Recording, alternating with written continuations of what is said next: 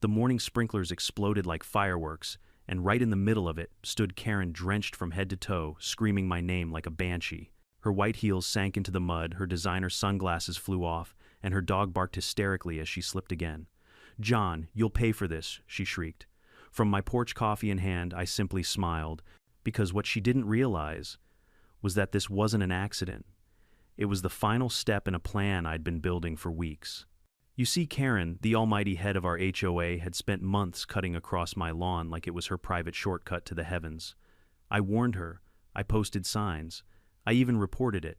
But when she mocked me in front of the whole neighborhood, I decided words weren't enough. That morning, when the sprinklers hit, justice finally bloomed right on my lawn. Before we dive into this crazy HOA showdown, comment your city and local time, and don't forget to subscribe if you love seeing karma in 4 Kelvins. I moved into this neighborhood for peace, a quiet corner of the suburbs where lawns were green, fences were white, and life moved at the speed of birdsong.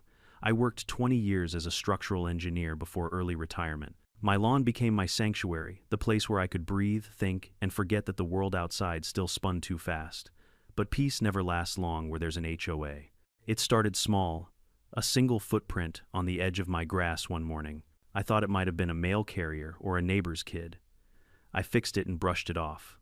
The next day, 2 footprints, then tire marks from a small bike. By the end of the week, there was a clear path, a diagonal trail cutting right across my lawn from Karen's driveway to the main sidewalk. Karen lived 2 houses over early 52nds, perfectly ironed blouses, short blonde hair that never moved an inch, even in a hurricane. She was the kind of woman who didn't walk, she paraded. And when she walked across my property, she did it like a runway model on borrowed ground. At first, I approached her politely. "Hey Karen," I said one morning, catching her mid-cross heels stabbing my freshly watered grass. "Do you mind taking the sidewalk instead? The lawn's not meant for foot traffic." She looked at me like I'd just insulted her ancestors. "Oh, John," she said, smiling sweetly, but with that razor edge only Karens possess. "This is community land. The HOA maps clearly show the easement extends through here." "That's not true," I replied calmly. I checked the plat myself. The easement ends at the sidewalk. Her smile turned colder. "Maybe you should read the updated rules." I wrote them myself. That's when I realized who I was dealing with. Karen wasn't just a nosy neighbor, she was the HOA's chairwoman of property aesthetics, which basically meant she believed she owned every blade of grass in this community. Over the next few weeks, she made a point of cutting across my yard every single day, sometimes twice, sometimes with her golden retriever who seemed determined to mark every corner of my lawn as his personal empire. She'd wave mockingly as she passed. "Lovely grass, John. Feels nice under the feet. I tried talking to the HOA board, but they might as well have been her personal fan club," John said. "Mark, the HOA president, during our monthly meeting, we haven't had any formal complaints about property damage." "I sent photos," I said, sliding my phone across the table. There they were, muddy footprints, dog droppings, even a tire track.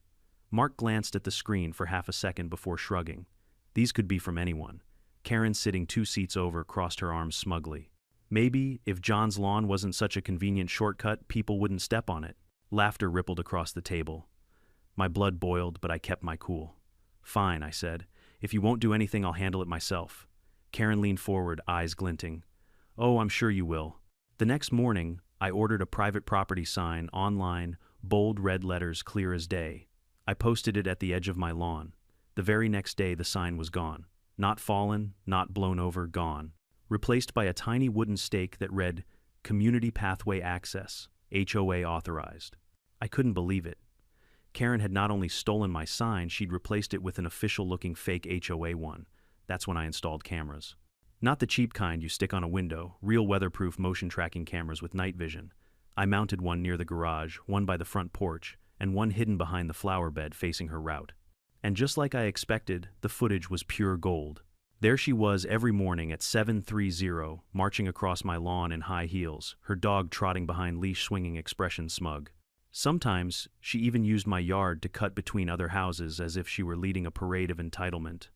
One video captured her stopping right in front of the camera, staring straight into it, then giving a sarcastic wave. "Smile, John," she said. The next week, I confronted her again, this time with evidence. I walked up to her driveway as she was watering her hydrangeas, phone in hand. "Karen," I said evenly, "I have you on video trespassing. You're damaging my property. I'm asking one last time, stop walking across my lawn." She didn't even flinch. Or what you'll call the HOA, I am the HOA. No, I said, holding up my phone, I'll call the county. That got her attention. Her smile vanished for the first time. You wouldn't, she hissed. You'll just embarrass yourself. Maybe, I said. But I'll take that chance. Later that week, I received a letter official. HOA stationary gold seal the works. It read, Notice of violation. You are in breach of Community Policy 14.2, a installation of unauthorized surveillance devices visible from the public view. Fine, $500, I almost laughed out loud. She was fining me for having cameras on my own property. That night, I sat on my porch under the warm hum of the streetlights, sipping coffee, and watching the motion alerts ping my phone. Every single one was her. I could track her pattern down to the minute. And that's when the idea struck me, if she won't respect my words, maybe she'll respect consequences. I started sketching a plan, not out of anger, but precision. It's in my nature as an engineer to solve problems logically, and Karen was just another design flaw in my peaceful blueprint. I studied the sprinkler layout, 12 heads controlled by a smart hub I could reprogram. I added new motion sensors tuned to activate only between 6:30 and 8:00 a.m. Karen's shortcut hours. It wasn't vandalism. It wasn't violence. It was simply physics meeting karma. But I wasn't done. I also placed subtle flags to mark where she stepped most often, a perfect diagonal path between my mailbox and her driveway. I watered heavily that night, making sure the soil was soft, the grass slick, and the sprinklers ready. As I went to bed, I could already imagine the sound, the hiss of water, the squeal of surprise, the scream of a woman realizing her power had limits. The next morning, I woke early, coffee in hand, camera feeds open. 7:28. Motion detected. There she was, right on time. She stepped onto the grass with her usual smirk, and 2 seconds later the sprinklers erupted. Water blasted from every direction, drenching her instantly. She shrieked, spinning around in disbelief, clutching her phone as her dog barked in chaos. The look on her face, pure outrage mixed with disbelief. I nearly spilled my coffee laughing. Of course, I knew this wouldn't be the end. Karen never went down quietly. But in that moment, for the first time in months, I felt something I hadn't felt since moving in peace. A wet, muddy, screaming kind of peace. The next morning, I woke up to the sound of furious, knocking, not a polite knock, but the kind that says, I'm here to start a war. When I opened the door there, she was Karen, hair still damp, eyes blazing, HOA folder clutched under one arm like a holy book of vengeance. John, she snapped, you've crossed a line. I raised an eyebrow. You mean the same line you've been walking across every morning? Her jaw tightened. You're harassing me. That sprinkler stunt was targeted, malicious, and on my property, I interrupted calmly, sipping my coffee, triggered by motion sensors. Totally legal. Karen's face turned crimson. I'm filing a harassment claim with the HOA board. And your cameras, she pointed toward my porch, those are a violation of privacy laws. I smiled. Only if you're inside my house, Karen, which last I checked you're not. She stomped off, muttering something about ungrateful residents and disciplinary action. I didn't take her seriously. But 2 days later, a crisp envelope arrived in my mailbox, stamped with the HOA seal. Notice of violation. You are hereby fined $500 for unauthorized surveillance equipment visible from the street. I laughed. Out loud. The irony was almost poetic. The woman who trespassed on my lawn daily was now fining me for protecting it. I refused to pay, of course. Instead, I attended the next HOA meeting in person. The meeting was held in the community clubhouse, a pristine room filled with plastic plants and passive-aggressive energy. The board sat at a long table with Karen at the center like a queen on her throne. Around her were Mark, the HOA president, Diane, the treasurer, who agreed with whatever Karen said, and about 10 board residents pretending to care. As I walked in, Karen smirked. Ah, Mr. Miller, we were just discussing your behavioral issues. Perfect timing, I said. Let's discuss yours. I connected my phone to the projector, and before anyone could stop me, played the footage. There she was, Karen marching across my lawn, dog in tow, ignoring the signs, sometimes even stopping to pick flowers from my garden. A few residents gasped. Someone chuckled. One man muttered, "Classic Karen." Karen shot up from her seat. That's taken out of context. I was inspecting the condition of community property. Community property, I repeated, because if that's true, I guess I should start parking my truck in your flower bed. Mark tried to intervene, his voice weak. Let's keep this civil, folks. Civil, I said, turning toward him. She's been trespassing for months. She ignored my warnings, stole my sign, and now she's trying to fine me for recording proof. Karen slammed her folder shut. You can't talk to me like that. I represent this community. I stepped closer, lowering my voice just enough for everyone to hear. No, Karen. You represent yourself and your ego. For a moment, silence filled the room. Then a slow, sarcastic clap came from the back. It was Tom, my next-door neighbor, a retired cop with a wicked sense of humor. Finally, he said loudly. Somebody told her. The room broke into nervous laughter. Karen's face burned red. She grabbed her folder and stormed out, slamming the door behind her. After the meeting, a few neighbors approached me quietly. "Good job, John," one woman said. "We're tired of her power trips." Another added, "She fined me for having a blue mailbox flag, said it didn't match the community color scheme." I realized then Karen's reign of terror wasn't just my problem. She'd been policing everyone: grass, height, garage doors, even trash can placement. The HOA wasn't a board. It was her personal fiefdom. That night I sat on my porch again thinking. I had won a small battle, but Karen wasn't the type to let things go. I needed to prepare for her next move. It didn't take long. 2 days later, I came home to find a bright orange notice taped to my door. Mandatory inspection. Notice: HOA inspectors will evaluate your property for compliance with community standards. Non-compliance may result in penalties. And who was leading the inspection team? You guessed it, Karen. She showed up that Saturday morning with 2 board members and a clipboard. I watched from the porch as she inspected my fence with exaggerated frowns, measured my mailbox post, and even crouched to check the spacing between paving stones. "Your lawn looks uneven," she said at last. "We might have to require you to resod it." I smiled. "Maybe because people keep walking across it." She ignored me, scribbling on her clipboard like a courtroom stenographer. "You'll receive an official notice soon." I leaned forward. "Karen, do you ever get tired of this, of pretending you're running a kingdom?" She stood up, straight, lips tight. "Rules are what keep this community beautiful." "Funny," I said, "because from where I'm standing, they just make it miserable." Her expression didn't change, but I saw something flicker in her eyes, not guilt, but fear of losing control. That night, I went through my camera footage again. Something strange caught my eye. Karen had started cutting across my yard after dark.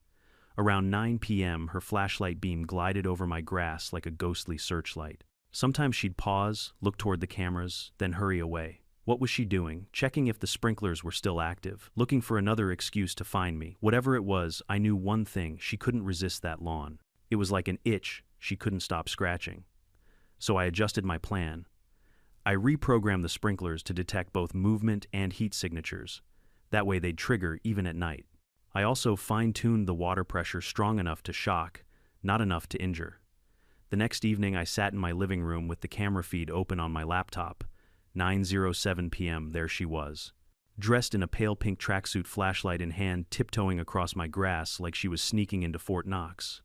The moment her foot crossed the sensor line, psh, jets of water blasted up from the ground like mini geysers. She screamed, slipped, and went down hard. Her flashlight spun into the air, landing with a thud. I couldn't help it. I laughed so hard I nearly dropped my coffee. She scrambled up, soaked and furious, waving her flashlight like a sword. "You'll pay for this, Miller." I muted the microphone so she couldn't hear me laughing through the speakers. The next day, I got another letter. This time, it was hand-delivered. Final notice: continued acts of aggression and sabotage toward HOA members will result in legal action. Aggression, sabotage. I hadn't even left my house. That was when I realized I wasn't dealing with a normal neighbor. I was dealing with someone addicted to control. Every rule, every fine, every confrontation gave her power, and the only way to beat someone like that was to take that power away.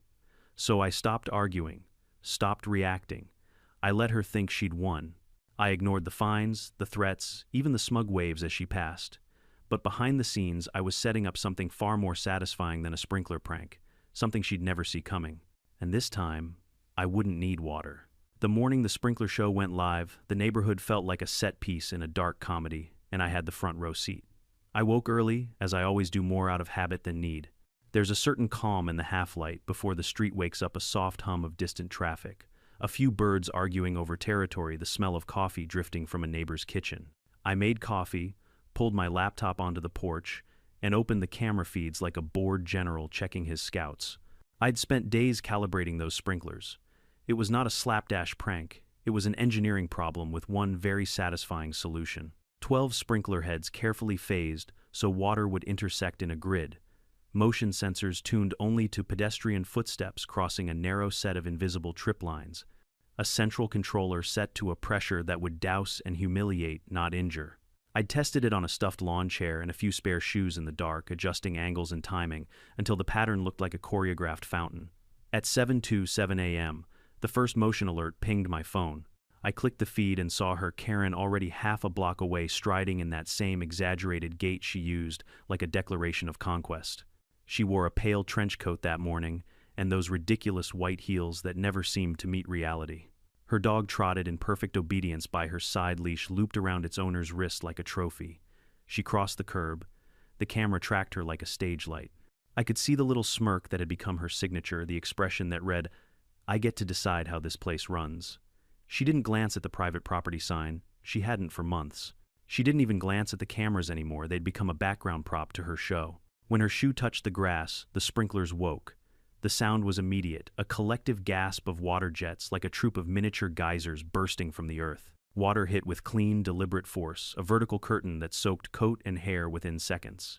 She staggered as if struck. Her dog yelped and spun. Karen's hands flew to her face, her hair matted down by the spray. Her heels slipped on the soft, wet turf, and she caught herself on a decorative rock, then loosed a scream that split the morning. From the porch I watched with a strange, guilty joy. It wasn't cruelty that made me grin, it was the symmetry of it. Here was a woman who had walked across my life like she was owed it, and nature, helped by a little human ingenuity, had reminded her that property lines exist for a reason. Karen spun like a tornado trying to find the culprit. She looked straight at the house as if I was going to throw open the door, wagging finger at her. She called my name loud, accusatory, theatrical. A few early commuters glanced over and then looked away. I could see the anger in her eyes, a dangerous bright red that meant she was recalculating. She fled toward the sidewalk, stamping at her shoes and shivering. Her designer sunglasses lay in the grass, a casualty of the chaos. A neighbor across the street stuck his head out, leaned on his mailbox and chuckled. Another man jogged past, slowing just long enough to give me a thumbs up. Little ripples of amusement spread like conspiratorial poppies. I felt oddly vindicated. Minutes later, the HOA hotline started ringing. Karen called the board. I knew because my phone pinged multiple people, forwarded screenshots, short messages, the universal social proof. "Did you see her? Oh my God, he got her good." A flurry of reactions, most of them on my side. I didn't post anything. I didn't have to. The footage would do the talking, but of course the footage would also be her weapon. When she stormed over to my house, dripping and furious, there was a crowd, well, a scattering. People love a spectacle. She pounded on my door with the kind of force that was part protest, part performance. I opened it when she started screaming my name, and there she stood, a sopping, angry statue. "John," she shrieked. "You did this to me. You set me up. This is harassment." I kept my voice low and steady. "Motion sensors and sprinklers," I said. "On my property. You were trespassing." "Those cameras," she began, and I held up a hand. "Yes, Karen, my cameras. They captured everything. You can see for yourself. I didn't invite her in. I didn't need to." I pulled up the footage on my phone and handed it to the neighbor nearest to the porch, a respectable older woman who'd been my ally since I'd moved in. Watching the clip, a dozen neighbors saw what I had been seeing for months, the same woman cutting across the grass day after day. The clip was short and brutally clear. Some faces in the crowd softened, others pursed in forced neutrality. "You'll ruin me, Karen," spat Eyes Wild. "I'll have you fined. I'll have you." "You threatened me with fines," I replied. "So I defended my property. That seems fair." Her face blanched when she realized the evidence existed to contradict every shrug she'd passed off as nothing. She stormed back across the street, flinging words like arrows. I watched her climb into her SUV, still dripping, still red-faced, and I watched as she drove off, ornamental rage retreating into the inside of a car. For a day or two, the neighborhood hummed like a hive. People whispered in the mailroom. The HOA board predictably sent a formal email: "Please resolve neighbor disputes amicably. Refrain from installing equipment visible from public view." Translation: Karen had pulled strings. The board was still implicitly invested in her version of order. But under the glossy sentences of that email, a different reality was seeping in, proof now visible that her behavior wasn't an isolated eccentricity. It was pattern, and patterns are hard to defend once they're recorded. Predictably, Karen retaliated. She filed a harassment complaint against me, with the board claiming the sprinkler activation was a targeted attack meant to humiliate. The board, thin-lipped and vague, scheduled a meeting to mediate. I attended with my phone, my receipts for the sprinkler system, and the camera footage neatly time-stamped. I wanted them to see what I saw. At the meeting, she stood in front of the board like an accuser who'd already written the verdict. Her speech was all righteous indignation. "This property owner assaulted me," she declared, delivered with a voice that trembled from anger, not sadness. I played the footage. No one could dispute the clip-clear violation, clear trespass, clear payback. The board avoided condemning her publicly. They couched their language in the neutral, bureaucratic terms that act as a balm for community outrage. Both parties are reminded to act in good faith, read the minutes. It was a draw on paper, but in the street something had shifted. People began to talk more openly about rules Karen had enforced with a heavy hand, petty fines, arbitrary mandates, the thud of authority used to shame and humiliate. She had been the executive arm of an HOA that never questioned itself, and now she looked less like an enforcer and more like a bully in a cardigan. And that scared her. Bullies are most dangerous when cornered because they lash out, not because they change. I knew she'd retaliate, escalate, try to find a way to make me pay. That's what made my next moves delicate. I wanted a result that would close the matter, not one that would drag on into legal wrangling and neighborhood fission. So I did what I always do when faced with a complicated design problem. I iterated. The sprinklers had been a message boundaries matter. They had also exposed the crowd's appetite for a little poetic justice. But they were by design temporary. Wet clothes dry, humiliation fades. If I wanted a stronger, cleaner finish, one that would force a structural change in how this HOA operated, I'd need evidence on a larger scale and a move she couldn't hide behind a badge of petty authority. I began sketching in my head, and on the back of a receipt, a plan that layered proof, community support, and a trap that would highlight the deeper problem: her misuse of HOA privilege.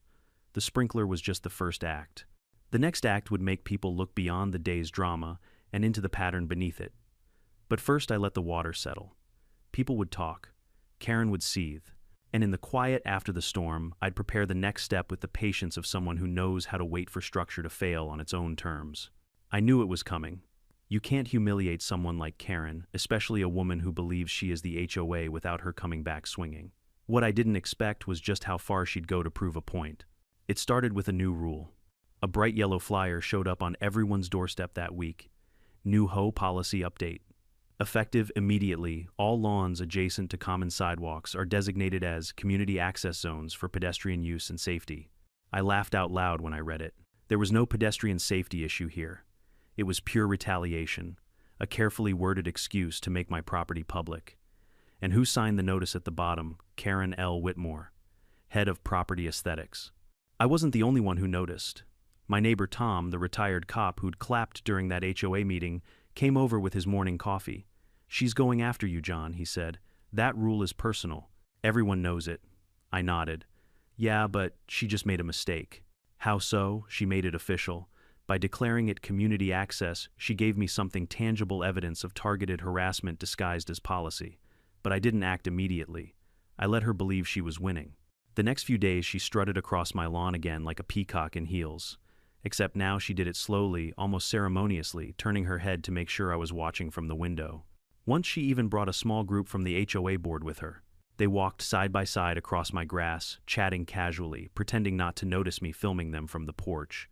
When they reached the sidewalk, Karen turned around and called out, "See John, community access," perfectly within the rules. Her voice was sugar-coated poison. The board members laughed awkwardly, clearly aware of the tension but too afraid to contradict her. I didn't respond. I just smiled and waved. That silence must have driven her crazy, because the next day she took it further.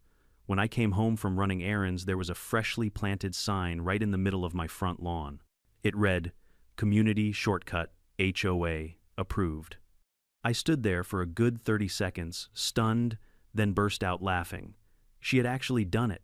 She'd planted a fake public pathway sign in my yard without my consent. That night I called Tom. "She's lost it," I said. "Completely," he chuckled. "So what's your move?" "Oh, I've got one," I said, "and it's going to be beautiful." See, Karen loved appearances. She cared more about looking powerful than actually being right. So I decided to give her what she wanted, a spectacle. I contacted a local landscaping crew I'd used before, good guys who didn't ask too many questions. I told them I needed a decorative turf replacement project. The crew showed up the next morning, in bright green trucks, loud enough to draw attention. And of course, Karen was out on her porch within minutes, arms crossed, eyes narrow. "What's all this?" she demanded, walking over in her robe. "Just upgrading the lawn," I said innocently. "HOA loves beautiful grass, right?" she huffed. "Make sure it meets community standards." "Oh, don't worry," I said with a grin. "It'll be unforgettable." What she didn't know was that I'd ordered synthetic turf, the kind with a waterproof membrane and a thin layer of mud lubricant underneath. From the surface, it would look perfect, lush, green, pristine. But step on it, and you'd find yourself on the slipperiest, most humiliating ride of your life. The landscapers worked all day, laying down the turf, smoothing the edges, and trimming it to HOA perfection. By evening, my front yard looked like a magazine cover. The grass shimmered in the sunlight, flawless and inviting. Even Karen stopped by to inspect it, trying not to show how impressed she was. "This looks adequate," she muttered. "High praise from the Queen herself," I replied. Once she left, I installed a small motion camera disguised as a garden light. Then, just for good measure, I placed a new sign beside her, fake one, private property, do not enter. I went to bed smiling that night. I didn't even have to bait her. I knew Karen too well. Her ego would do the job for me. And sure enough, the next morning delivered more entertainment than a Netflix subscription. At exactly 8:02 a.m., Karen reappeared, this time wearing a floral dress and wedge sandals, phone in hand. She was talking to someone on speaker. I told him he can't tell me where to walk. HOA rules are clear. Then she stepped onto the turf. 1 foot, 2 feet. A faint squelch. And then whoosh. Her feet shot out from under her like she'd stepped on an ice rink. She went down hard flat on her back with a sound that made me wince even through the laughter. Her phone flew into the air and landed right in a puddle near the sprinkler edge. Her dog barked in panic. Karen sat up, drenched in mud from the thin layer seeping through the seams her hair plastered to her face. Her expression was priceless, a cocktail of disbelief, outrage, and sheer embarrassment. I stepped out onto the porch, coffee in hand, trying my best not to laugh. "Morning, Karen," I said casually. "Grass feels different today, huh?" You did this on purpose," she screamed, pointing at me with a shaking hand. "Looks like gravity did most of the work," I said. "You might want to read the sign next time." She stumbled up, slipping again as she tried to stand. The dog pulled at the leash, nearly dragging her back down. By the time she escaped to the sidewalk, half the neighborhood had peeked out from their windows. One neighbor across the street even filmed it. I could see the phone camera glinting in the sunday. Karen's reputation had already been shaky, but this was gasoline on a bonfire. Within hours, the neighborhood group chat was buzzing. "Did anyone see Karen wipe out on John's lawn? I thought it was fake turf. Guess not. She's lucky he didn't press charges for trespassing." The video started circulating faster than gossip at a country club. Even people outside our subdivision were sharing it. I didn't upload it, but once it hit the chat, it spread like wildfire. Someone edited it with dramatic music and the caption, "HOA Karen meets her match." That night, I found another letter taped to my door, hand-delivered, of course. Notice of investigation. You are being reviewed for endangering the safety of an HOA official. Cease all modifications to your property pending further evaluation. I read it twice, then folded it neatly and set it aside. She was grasping at straws now. The board wouldn't touch this with a 10-foot pole after seeing that video. Later that evening, Tom texted me a screenshot. It was a snippet from Facebook. Someone had shared the clip publicly, and it already had 1,2,000 views. "John," he texted, "you've gone viral." I laughed so hard, I nearly spilled my beer. For once, justice wasn't quiet. It was loud, cinematic, and humiliating, just the way Karen had humiliated everyone else. But I knew Karen. She wouldn't stop. Not until she dragged the entire HOA into this mess with her, and that was exactly what I needed. Because once the spotlight turned on her, it wouldn't just reveal my prank. It would uncover everything she'd been hiding. And soon she'd wish all she'd lost was her footing. The next morning, I didn't even need to check my phone to know something was brewing. You could feel it, that quiet, charged energy that always comes before a storm. Birds were chirping, the sky was painfully blue, and yet the air felt heavy, like the neighborhood itself was holding its breath. By 8:30, I heard the sound of heels clicking, sharp, angry, deliberate. I peeked through the blinds, and there she was again, Karen this time dressed for war. Navy blue pantsuit, clipboard in hand, sunglasses perched like armor. And beside her, 2 HOA board members, Mark the spineless president and Diane the treasurer who'd once fined a man for using beige curtains instead of white. Behind them, to my utter disbelief, was a local news van. My jaw nearly dropped. She'd actually called the media. The van parked right in front of my driveway, and a young reporter hopped out, microphone in hand, eyes gleaming with the excitement of suburban chaos. A cameraman followed. Karen greeted them like she was a celebrity, giving a statement outside the courthouse. "This way," she said, pointing dramatically at my house. "We're dealing with an aggressive property owner who's been endangering our community with illegal modifications." I could practically hear the quotation marks around aggressive. I stepped out onto the porch before they reached my lawn, coffee mug in hand, wearing my most casual flannel shirt, the uniform of a man who's done nothing wrong. "Well," I said cheerfully, "good morning, everyone." "What's the occasion?" Karen spun toward me like a queen addressing a peasant. "John, we're conducting an official inspection under HOA authority, and Channel 9 is here to document the violations you've committed." The reporter blinked at me, intrigued. "Sir, do you have a comment regarding the claims that your sprinkler system and property modifications have caused injury and created safety hazards?" I couldn't help but smile. "Oh, absolutely," I said. "Would you like to see the footage?" Karen froze. "Footage? Oh yes," I said, stepping aside. "You see, my property has full surveillance, which as far as I know is perfectly legal under state law. You'll find the real story, much more." "Slippery." Her jaw tightened. "Don't listen to him, he's manipulating," but the reporter was already intrigued. "Can we see the video?" "Of course." I led them to the porch, pulled up the camera feed on my tablet, and played the clip Karen stepping onto the turf, slipping, falling, flailing like a cartoon character while shouting my name. The reporter tried and failed to hide her grin. The cameraman actually snorted. Karen lunged forward, snatching the tablet from my hands. "You can't show that." "Oh, but you just did," I said coolly. "On live television." Because yes, I had noticed the little red light on the camera. The feed was already rolling. Karen realized it too, and for the first time, her confidence cracked. "Turn that off," she barked at the cameraman. "This isn't authorized." The reporter stepped back, professional but barely containing her amusement. "Ma'am, you called us here for transparency.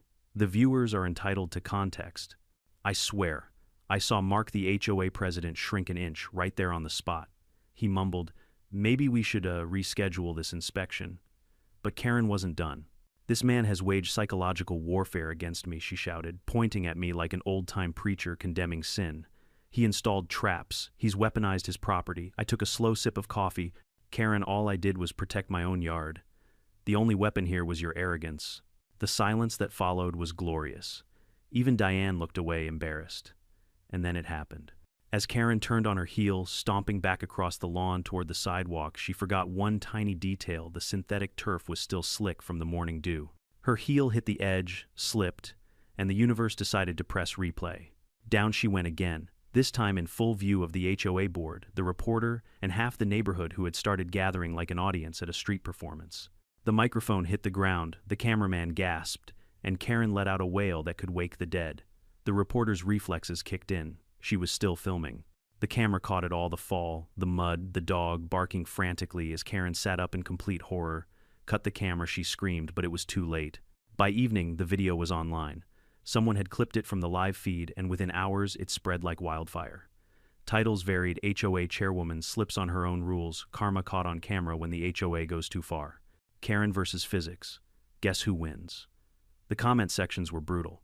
"That turf's got more justice than the HOA. Bro engineered karma. I'd pay HOA fees if they guaranteed entertainment like this." By the next morning, the clip had over 1.5 million views. Karen tried damage control. She posted a long, emotional Facebook statement about the dangers of community hostility and the need for mutual respect, painting herself as the victim of bullying. But it backfired spectacularly. People started posting screenshots of HOA fines. She'd handed out hundreds of dollars for unapproved mailbox, color decorative stones, exceeding size limits, wind chimes, violating sound ordinances. The neighborhood had been waiting for this moment. Tom called me that evening, barely able to talk through laughter. "John, she's toast," he said, half the boards turning on her. "Mark's calling an emergency meeting." "Good," I said. "Maybe they'll finally learn what accountability means." "By the way," he added, chuckling, "someone's selling shirts online that say, 'Watch your step, Karen.' They're selling fast." I nearly spit out my drink. "You're kidding." "Nope. Welcome to the internet, my friend." I should have felt guilty, maybe a little sorry for her, but I didn't. Not one bit. Because for months, she'd used her position to bully, humiliate, and control everyone around her. The only difference now was that the world finally saw what she really was, and I didn't even need to lift a finger. The next few days were eerily quiet. No HOA notices, no angry knocks. Even her car stayed parked in the driveway. Then one afternoon I saw a for sale sign appear in her yard. I stood there for a while looking at it. It felt almost surreal, like watching the final scene of a movie I didn't realize I'd been directing. That evening, I took my dog for a walk across the same patch of turf she used to trample. The fake grass shimmered under the sunset, dry and peaceful now. My dog stopped to sniff where she had fallen, tail wagging like he sensed the ghost of victory. When I got home, Tom was waiting on my porch with 2 beers. "To the end of an era," he said, raising his bottle. I clinked it with mine. "And to the return of common sense." He laughed. "So what's next? You gonna take her seat on the board?" I smirked. "Nah, I'm just gonna enjoy my lawn." But as I sat there watching the light fade over the calm, perfect grass, I couldn't help but think about what Karen's downfall meant for everyone else in the neighborhood. People had learned something, that fear only works if everyone stays quiet. The moment someone stands up, the whole illusion of control falls apart. That night, I opened my laptop and replayed the video one more time, just once for closure. The water, the slip, the scream, it all looked like poetic symmetry. And I whispered to myself, turns out gravity always enforces its own rules. You can always tell when a regime is crumbling, not because the leader admits defeat, but because their followers start pretending they never supported them in the first place. That's exactly what happened to Karen. 2 days after the fall, literally and figuratively, the HOA board held an emergency meeting. No media this time, no pomp and pretense, just a shaky attempt at damage control. I didn't plan to attend. Honestly, I thought I'd had my fill of HOA drama for a lifetime. But then Tom showed up at my door, grinning like a man holding good gossip. "You should come," he said. "Trust me, it's going to be a show." I followed him to the clubhouse more out of curiosity than anything. The air inside buzzed with whispers. For once, Karen wasn't sitting at the center table, Mark was. His face looked pale and sweaty, the face of a man who'd been forced into a job he didn't want. When I walked in, a few people clapped quietly. It caught me off guard. Normally, HOA meetings were like funerals, long, dull, and full of hidden resentment. But this one had the energy of a rebellion. Mark cleared his throat. "Thank you all for coming on such short notice. I think we can all agree there have been recent events that have damaged the reputation of our community." Someone snorted in the back. Another whispered, "You mean Karen's comedy hour?" Laughter rippled through the crowd. Mark continued, trying to stay professional. "Effective immediately, Karen Whitmore has been suspended from all HOA duties pending investigation." That was it. No apology, no explanation, just a bureaucratic exorcism. Tom leaned over to me. "Suspended means fired once the paperwork catches up." Karen wasn't there, of course. I pictured her sitting in her house, blinds drawn, watching the world outside unravel her little empire. But the meeting wasn't over. Diane, the treasurer and Karen's longtime ally, stood up nervously, clutching a stack of papers. I have something to disclose." Her voice trembled. "During the last audit, I noticed some irregularities in our budget. At first I thought they were clerical errors, but there are multiple transactions that can't be explained." A murmur swept through the room. Mark frowned. "What kind of transactions?" Diane hesitated. "Payments labeled as community improvement consulting fees. They were approved by Karen without board vote, totaling nearly $42,000 over the past year. You could have heard a pin drop." Tom let out a low whistle. 42 grand. For what, her shoe collection? Diane's voice cracked. The checks were written to a company called W Property Solutions. I looked it up. It doesn't exist. Mark looked like he'd swallowed a lemon. "You're saying she created a fake company?" "I'm saying," Diane said, setting down the papers. "Karen's been siphoning money from the HOA." The crowd erupted. Voices overlapped, outrage mixing with vindication. For months, everyone had felt like something was off. The sudden fee hikes, the endless fines for nonsense like mailbox polish or improper shrub trimming. Now it all made sense. I didn't say a word. I just sat back and watched the empire burn. Mark pounded the table.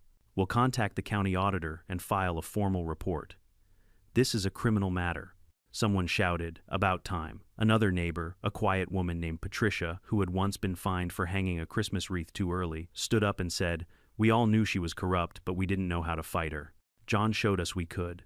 The room went silent again, and suddenly every eye was on me. I shifted uncomfortably. "Hey, all I did was water my lawn." The room burst into laughter, real cathartic laughter. For the first time, this community actually felt like one. After the meeting, several neighbors came up to thank me.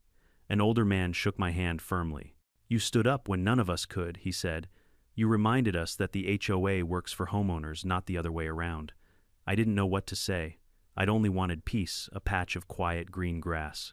But somehow, it had turned into a movement.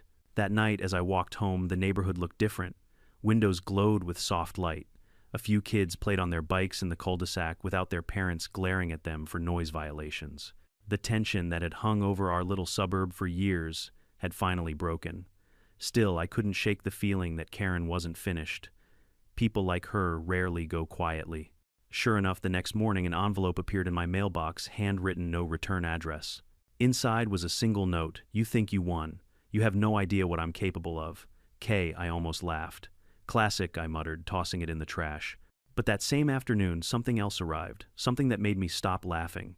A second envelope, this time from the county clerk's office. Inside was a refund check from the HOA's escrow account, addressed to me for $1,200, the exact amount of fines Karen had slapped me with over the last year. There was also a note from the interim board: "Mr. Miller, please accept this reimbursement for the wrongful fines assessed against you. Thank you for helping us uncover financial misconduct." So the county really was investigating. She was done.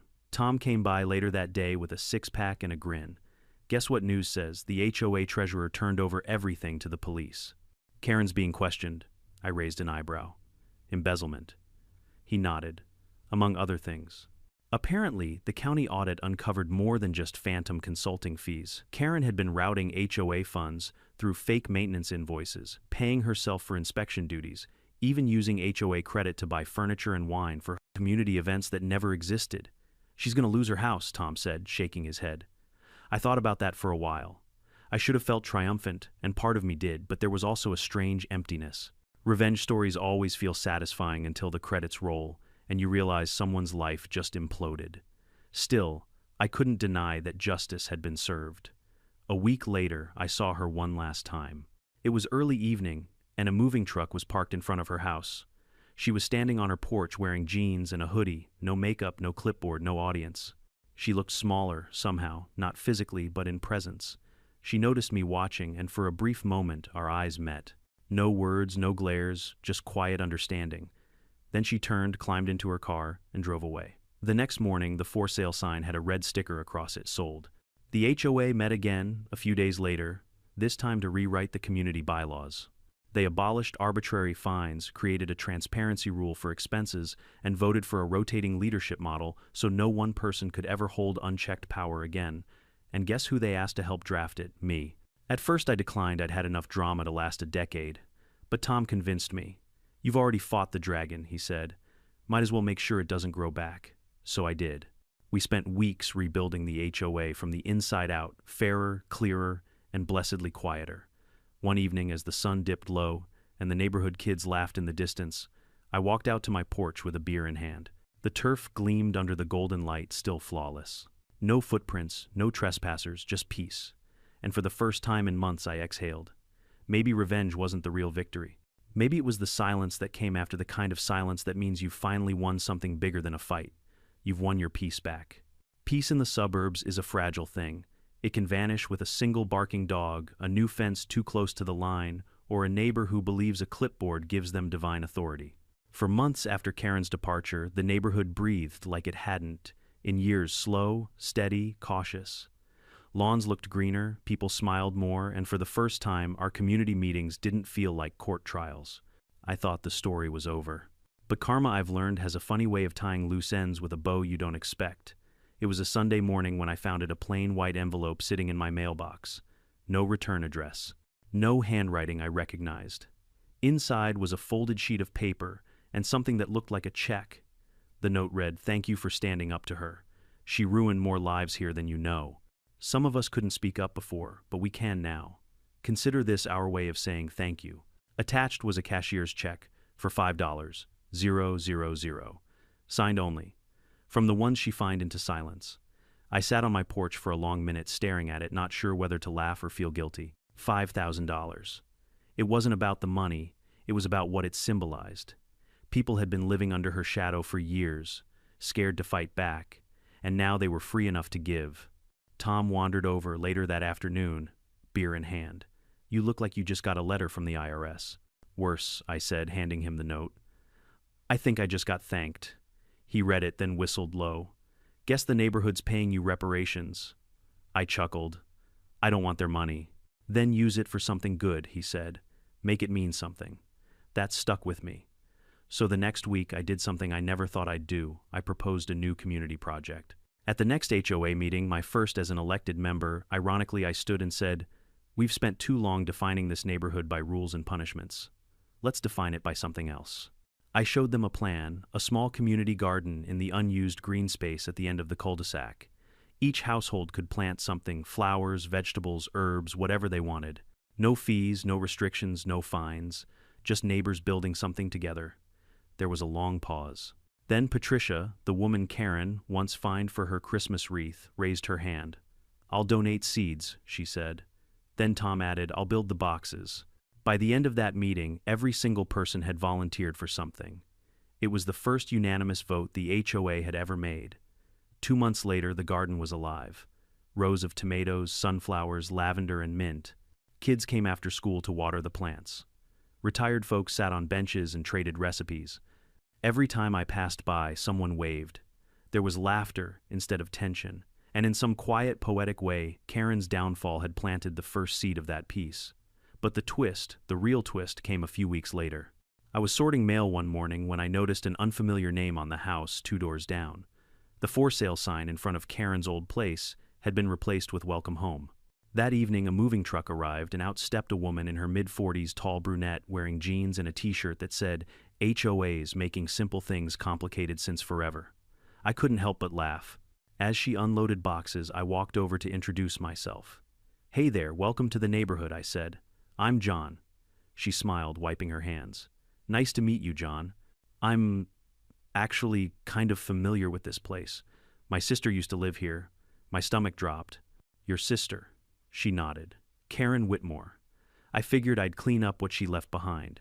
For a second, I thought she might be here for revenge. But then she laughed softly, as if reading my mind. "Don't worry. I'm not her.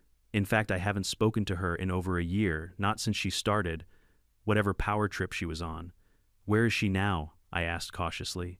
"She moved to Arizona," the woman said, smiling sadly. "Bought a house in one of those communities without HOAs. Guess she finally learned her lesson." I exhaled a slow, surprised breath. "That's poetic." "She said she's growing vegetables," her sister added. "Maybe it's good for her. Maybe it's her own version of starting over." I didn't know whether to laugh or cry. The image of Karen, once the self-proclaimed queen of suburban order, kneeling in the dirt to plant tomatoes under her own rules or lack thereof, was almost too perfect. As her sister unpacked, she looked at my lawn and said, "You're the guy who had the sprinklers right." I hesitated, embarrassed. "Word travels fast," she grinned. "Don't worry." Karen might have been impossible, but even I have to admit that was brilliant. From that day on, she fit right in. No drama, no fines, no chaos, just a good neighbor. And for the first time in a long time, that corner of the street wasn't cursed with tension. Sometimes late at night, I'd walk past the community garden and think about how everything had started with a simple patch of grass. Just one stubborn woman who thought she could control everyone else, and one tired homeowner who finally said no more. The story had spread far beyond our little neighborhood. I'd even gotten a few emails from strangers who'd seen the viral video. Most said things like, "You inspired me to stand up to my HOA," or "Thanks for proving karma's real." One even wrote, "I watched your story with my dad, he hasn't laughed that hard in years." And honestly, that meant more to me than anything. A few weeks later, I finally cashed that mysterious $5,000 check and used it to install solar lighting around the community garden. On the opening night, kids ran between the glowing pathways while neighbors chatted and shared lemonade. The air smelled of mint and fresh soil. Tom raised his glass and said, "To John, the man who turned revenge into renovation." I laughed, shaking my head. "No, Tom. To the neighborhood and to learning that the best revenge is peace that lasts." Everyone clinked their glasses, and for a moment under the warm string lights and laughter, it felt like we'd rewritten the story completely. Maybe that's what this whole saga was about, not payback, not humiliation, but rediscovering what it means to belong somewhere without fear. Because power built on control always collapses.